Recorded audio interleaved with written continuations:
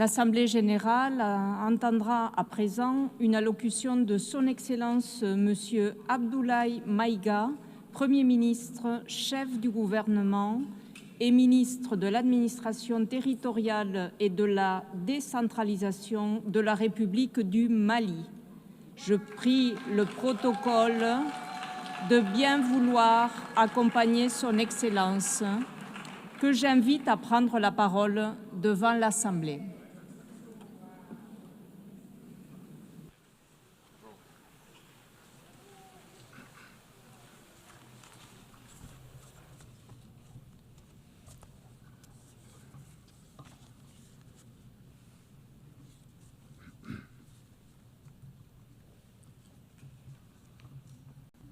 Madame la Présidente de l'Assemblée générale, Mesdames et Messieurs les chefs d'État et de gouvernement, Monsieur le secrétaire général de l'Organisation des Nations Unies, Mesdames et Messieurs, à l'entame de mes propos, j'ai l'honneur de vous adresser les salutations cordiales et de vous transmettre les messages des pères fondateurs de la Confédération des États du Sahel, AES, leurs Excellences le général d'armée Assimi Goïta, président de la transition, chef de l'État de la République du Mali, président de la Confédération des États du Sahel, le capitaine Ibrahim Traoré, président du Faso, chef de l'État,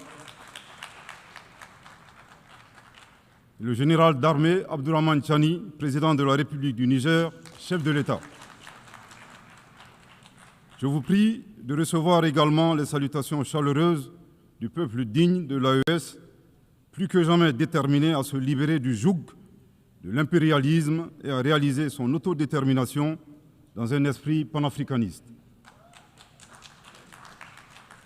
En vous adressant les vœux de succès de la Confédération des États du Sahel pour votre élection à la présidence de cette 80e session de l'Assemblée générale, Madame la Présidente, je félicite en même temps votre prédécesseur, Son Excellence M. Philémon Yang, de la République du Cameroun pour son leadership exemplaire durant les travaux de la 79e session.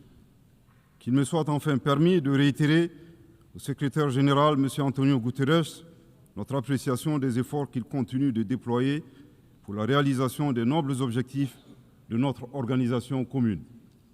Mesdames et Messieurs, le thème de cette 80e session de l'Assemblée générale, à savoir, je cite, « Mieux ensemble », plus de 80 ans au service de la paix, du développement et des droits humains, fin de citation, est d'une importance toute particulière pour les États membres de la Confédération AES. Oui, la paix, l'entraide, le développement et la préservation des droits humains demeurent les principaux objectifs, voire la raison d'être des Nations Unies. Hélas, ces objectifs essentiels n'ont jamais été autant ébranlés dans le monde et au Sahel précisément, du fait essentiellement des groupes armés obscurantistes, instrumentalisés et soutenus par des sponsors étatiques étrangers.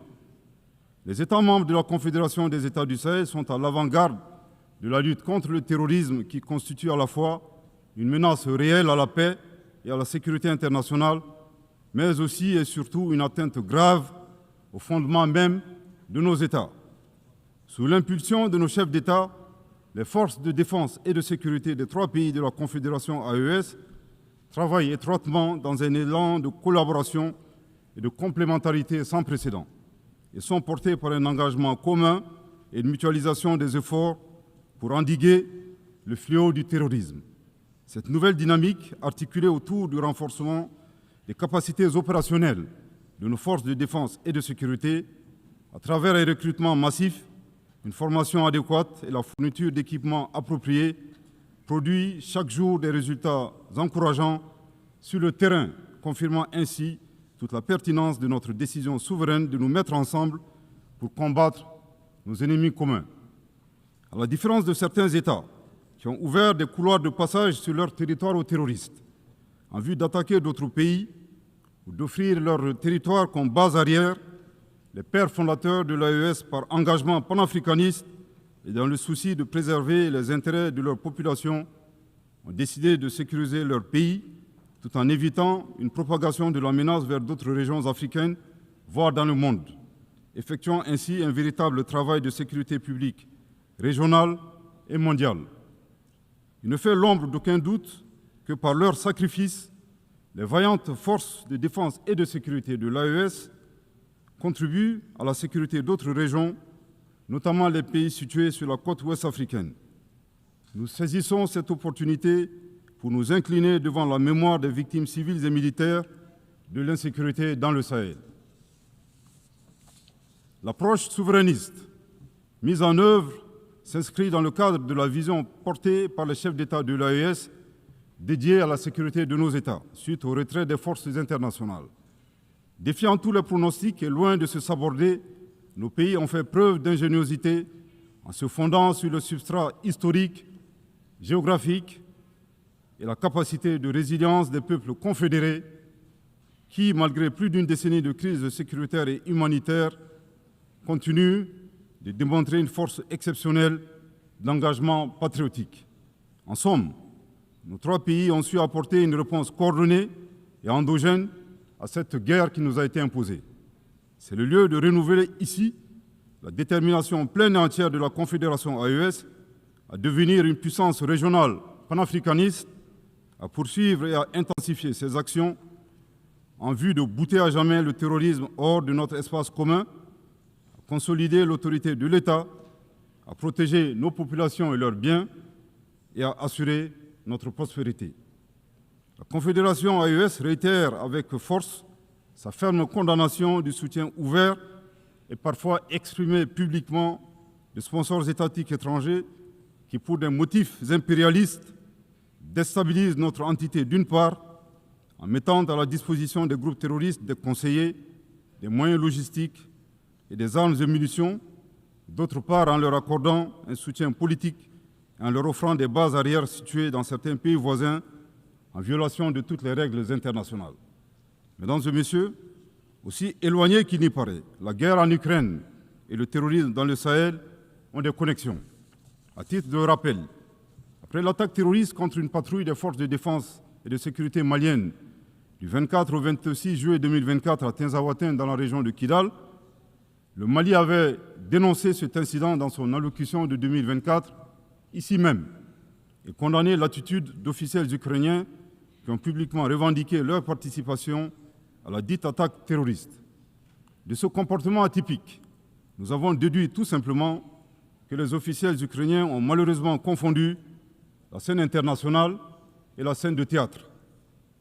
Une année plus tard, la situation s'est accrue avec le régime et le régime ukrainien est devenu l'un des principaux fournisseurs de drones kamikazes aux groupes terroristes dans le monde.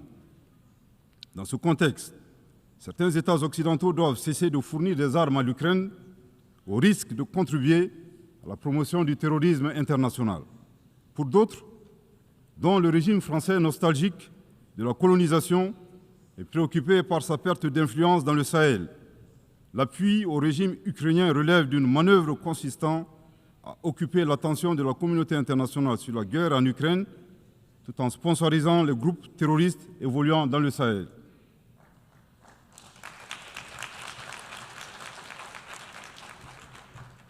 Fidèle au principe de la Charte des Nations Unies, le Mali avait, le 15 août 2022, saisi le Conseil de sécurité des Nations Unies en vue d'une réunion du Conseil afin que mon pays puisse fournir des preuves irréfragables du soutien de la France aux activités terroristes.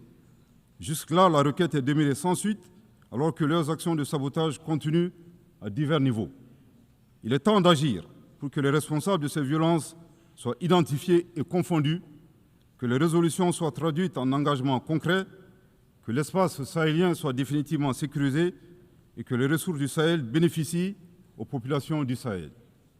Les institutions internationales, au premier chef l'ONU, ont été créées au lendemain de la Seconde Guerre mondiale pour protéger les peuples contre les excès de violence, les logiques d'anéantissement et les génocides silencieux. Il est grand temps que la conscience mondiale se réveille et que les institutions internationales prennent leur part de responsabilité en répondant véritablement aux cris de détresse des peuples opprimés qui revendiquent leur souveraineté. La Confédération AES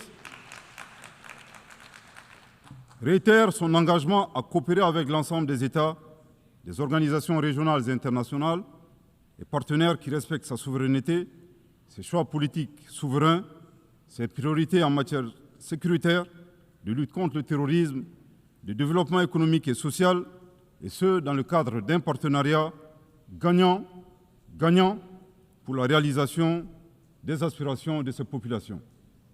Mesdames et messieurs, outre les efforts de sécurisation pour le retour de la paix dans nos pays, le gouvernement de la Confédération AES s'attelle à la mise en œuvre d'une stratégie globale et intégrée qui inclut des mesures politiques, de développement économique et social, de justice et de réconciliation. En choisissant la voie de l'audace et de la souveraineté, les instances confédérales ont lancé des initiatives de rupture fondées sur le développement endogène.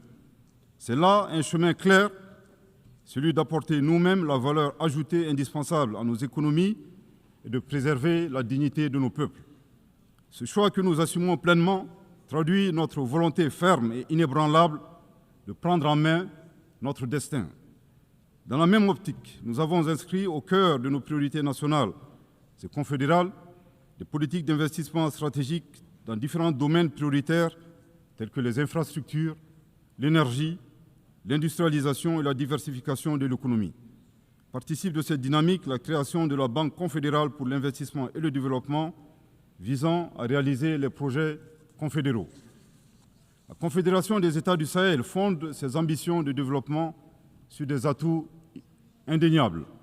Un territoire vaste de 2 800 000 km² et une population de 75 millions d'habitants, dont la majorité est composée de jeunes.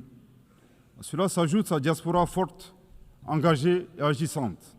Elle compte également sur ses terres fertiles, ses nombreux cours d'eau, ses sources d'énergie et ses réservoirs en ressources minières parmi les plus importants au monde. Mesdames et messieurs, la troisième dimension du thème de cette 80e session de l'Assemblée porte sur les droits humains. La Confédération AES réaffirme son attachement à respecter et à faire respecter le droit international des droits de l'homme et le droit international humanitaire, conformément à son histoire millénaire humaniste et à ses engagements nationaux et internationaux. Cependant, nous restons fortement opposés à l'instrumentalisation de la question des droits humains à des fins politiques ou de déstabilisation de nos institutions nationales, voire de nos États souverains indépendants. Là de cette situation est soucieux de préserver la souveraineté et la dignité du peuple. Les chefs d'État de la Confédération AES se sont retirés avec effet immédiat du statut de Rome de la Cour pénale internationale le 22 septembre 2025.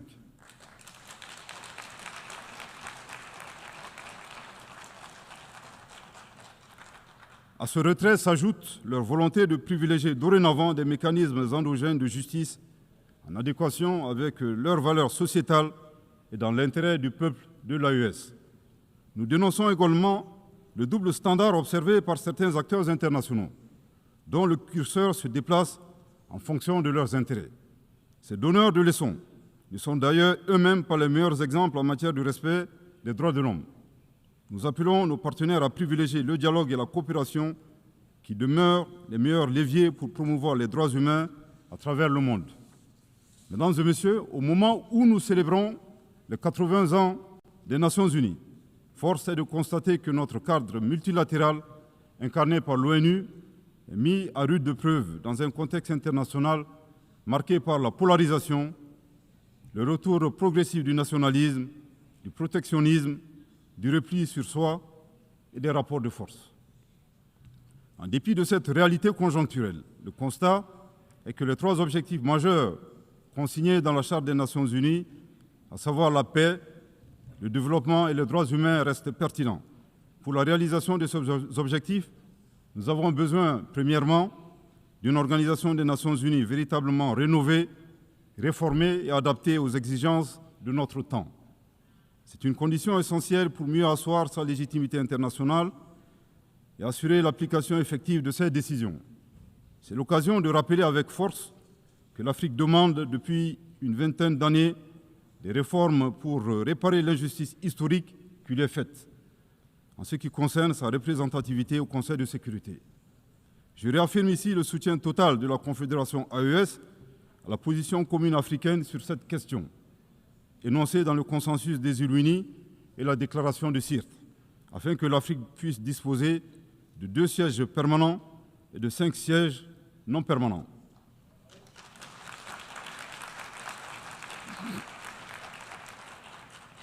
Deuxièmement, nous avons besoin d'une organisation des Nations Unies garante du respect du droit international pour tous.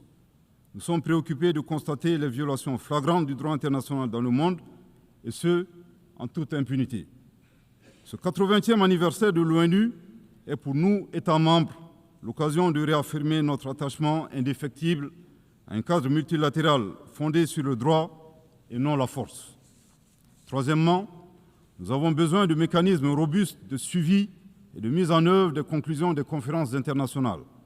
Le constat dans ce domaine est clair. De la création de l'ONU en 1945 à nos jours, nous avons tenu des dizaines de conférences internationales dont les engagements ont été très faiblement, sinon pas mis en œuvre, au profit des populations que nous représentons ici. Cette situation doit impérativement changer. C'est pourquoi nous plaidons pour que les réformes envisagées prennent en charge cette problématique afin que nos nations respectives puissent bénéficier des dividendes des engagements pris sous l'égide de l'Organisation des Nations Unies. Pour sa part, la Confédération des États du Sahel est disposée à apporter sa contribution en vue de la réforme devenue indispensable du cadre multilatéral des Nations Unies. S'agissant de la gouvernance mondiale actuelle, il apparaît de plus en plus évident qu'elle n'est plus adaptée aux défis actuels et à venir. Elle a plutôt besoin d'une refondation plus hardie des instances économiques et financières internationales qui gagneraient à prendre en charge la question du financement de la sécurité et de la lutte contre les crises exogènes. À cet égard, des mécanismes innovants comme les BRICS offrent une alternative constructive et plus respectueuse des intérêts des pays émergents et en développement, tout comme les initiatives africaines de financement du développement auxquelles les pays du Sahel accordent une attention particulière pour briser le cycle vicieux de la dépendance et du surendettement. Dans cette dynamique, les préoccupations de l'Afrique en matière de développement économique et social sont à prendre en compte. Une Afrique présentée comme continent de l'avenir, riche de sa jeunesse, mais hélas qui fait face au lourd fardeau de la dette extérieure, au pillage de ses ressources, au commerce inégal, au transfert négatif des ressources et aux aléas des changements climatiques, entre autres défis. Mesdames et messieurs, au plan national, le Mali, dans sa quête de paix et de stabilité durable, et conformément aux aspirations de ces populations exprimées lors du dialogue intermalien pour la paix et la réconciliation, a adopté une charte pour la paix et la réconciliation nationale, fruit d'un processus participatif, inclusif, axé sur le dialogue et la concertation entre les Maliennes et les Maliens de toutes les couches socio-professionnelles et de la diaspora. La charte incarne notre détermination à renforcer l'appropriation nationale du processus de paix au Mali. Elle s'appuie sur nos réalités, nos valeurs traditionnelles et nos mécanismes endogènes de règlement des différends afin de se tourner résolument vers un avenir partagé et promoteur. Le 22 juillet 2025, lors de la remise officielle de la charte, Son Excellence le général d'armée Assimi Goïta, président de la transition, chef de l'État de la République du Mali, dans son allocution, a mis l'accent sur la portée historique de cet événement en ces termes. Je cite : « La présente cérémonie est d'autant plus singulière qu'elle est porteuse d'un rêve collectif, celui de l'espoir d'une paix durable, de la cohésion sociale, en somme la réconciliation dans notre chère patrie. » Fin de citation. S'agissant des préoccupations régionales, je ne saurais passer sous silence la destruction d'un aéronef de type drone des forces armées maliennes le 1er avril 2025 par la junte algérienne. Le Mali condamne fortement cette agression et a saisi la Cour internationale de justice à cet effet. Depuis son accession à l'indépendance le 22 septembre 1960, le Mali n'a ménagé aucun effort pour la décolonisation du continent africain. À ce titre, il a activement soutenu de manière exceptionnelle l'Algérie dans sa guerre de libération contre le colonisateur français. Au regard de cette position politique constante en faveur du panafricanisme, ajoutée à la proximité géographique entre deux pays qui partagent une frontière distante de 1300 km, le Mali a toujours observé à l'endroit du peuple frère algérien une attention bienveillante. À rebours de cette approche constructive du Mali, nous mettrons en exergue 3 situations incongrues et incompréhensibles ayant marqué les relations récentes entre nos 2 pays. 1. L'attaque lâche et perfide ayant visé les forces armées maliennes à Tinzaouaten s'est déroulée à quelques kilomètres de la frontière algérienne. Curieusement, la junte algérienne n'a rien vu ni entendu, alors même que l'acte terroriste a été planifié sur son territoire. Troublant pour un pays qui a été désigné comme champion de l'Union africaine de la lutte contre le terrorisme et qui est devenu ces dernières années champion de la promotion du terrorisme et exportateur de terroristes.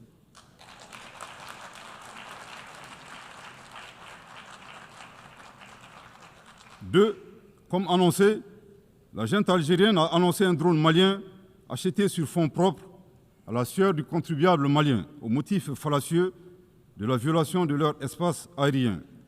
Le Mali est troublé par la thèse de la junte algérienne défiant les lois de la physique et suivant laquelle un objet abattu dans l'air est capable de se déplacer à partir de son point de chute sur 22 km, puis de se retrouver sur le territoire malien. En effet, il est utile de souligner que les débris du drone malien se sont retrouvés sur le territoire malien, validant nos arguments. 3. Le 4 septembre 2025, le gouvernement malien a informé l'opinion du dépôt d'une requête introductive d'instance auprès de la Cour internationale de justice contre la junte algérienne concernant la destruction du drone. Dans un communiqué du ministère algérien des Affaires étrangères, en date du 19 septembre 2025, nous avons appris avec une profonde stupéfaction une allégation suivant laquelle le dépôt de la requête malienne a été motivé par la conférence de presse du ministre algérien des Affaires étrangères, intervenue le 13 septembre 2025 et lors de laquelle il niait le dépôt de la requête malienne auprès de la Cour internationale de justice.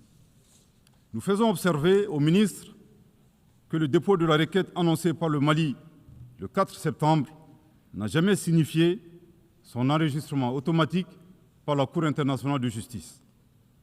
Le Mali rappelle que la diplomatie vise à défendre les intérêts de son pays.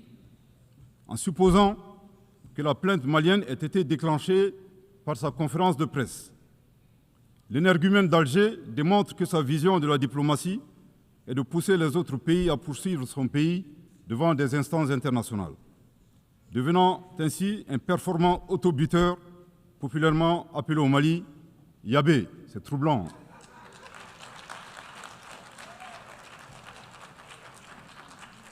Au passage, le Mali rend un vibrant hommage au ministre des Affaires étrangères de la junte algérienne.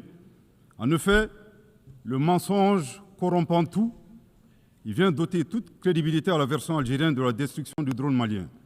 Aussi, nous n'avons point été surpris par la fuite en avant de la junte algérienne qui a refusé de donner son consentement à la compétence de la Cour internationale de justice suite à l'affaire de la destruction du drone malien, craignant ainsi d'être démasqué publiquement comme agresseur et soutien du terrorisme international. Au regard de ces 3 points insolites, le Mali recommande à la junte algérienne, d'une part, de faire sienne cette citation de Amadou Hampâté-Bâ dans Vie et enseignement de Thierno Bokar, le sage de Badiangara, je cite, « Certaines vérités ne nous paraissent invraisemblables que tout simplement parce que notre connaissance ne les atteint pas. » Fin de citation. Nous les invitons à chercher à connaître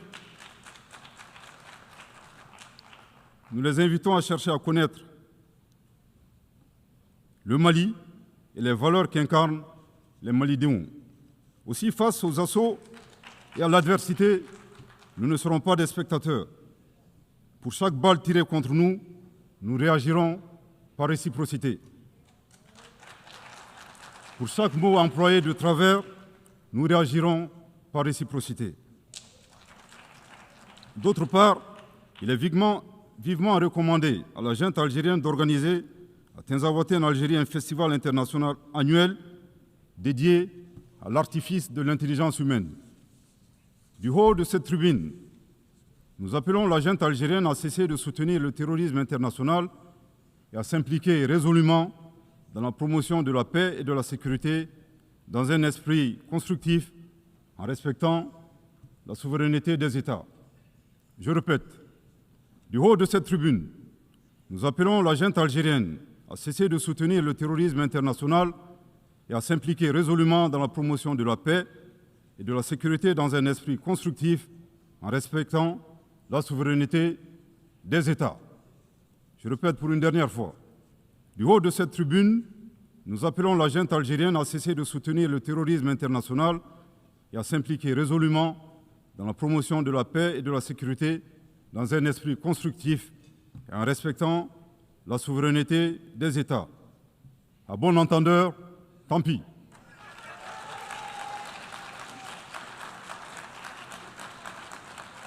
Madame la Présidente, Mesdames et Messieurs, l'occasion est ici propice pour exposer l'avis d'un citoyen, le point levé à l'aube de notre souveraineté retrouvée, partagée par le peuple de la Confédération AES.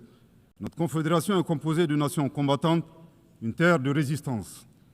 Ce que nous affrontons, ce n'est pas un simple conflit intérieur, c'est une guerre hybride soutenue par des intérêts impérialistes où les ennemis de la paix portent parfois des cravates. Si l'ONU continue à feindre l'ignorance, elle cessera d'être la somme du monde et deviendra le bras passif de l'injustice mondiale. Nous disons ceci, la Confédération AES n'a pas peur, elle ne cédera pas, elle résistera encore et toujours.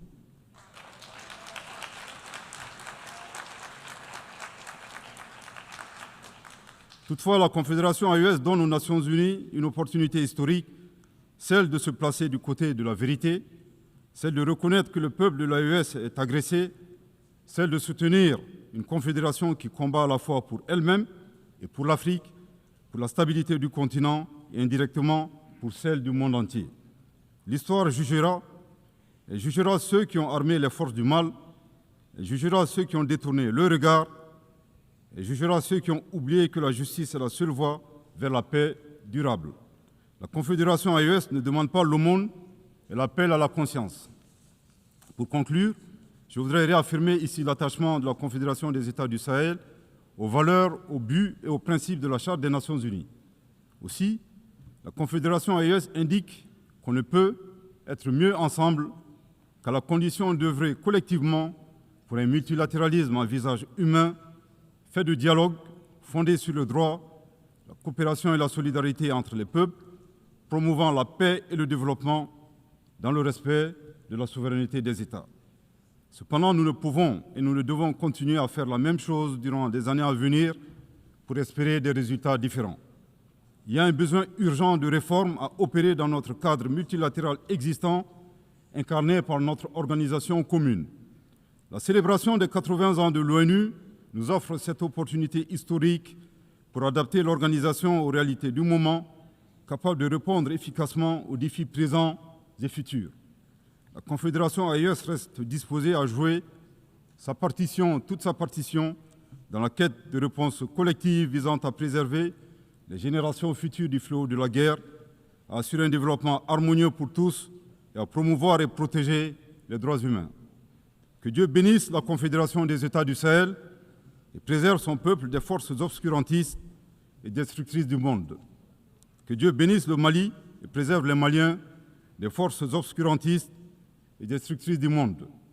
Que Dieu bénisse l'Afrique et préserve les Africains des forces obscurantistes et destructrices du monde.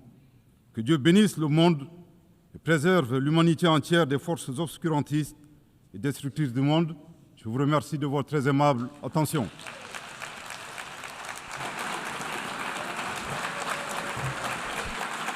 Au nom de l'Assemblée générale, je tiens à remercier le Premier ministre, chef du gouvernement et ministre de l'administration territoriale et de la décentralisation de la République du Mali.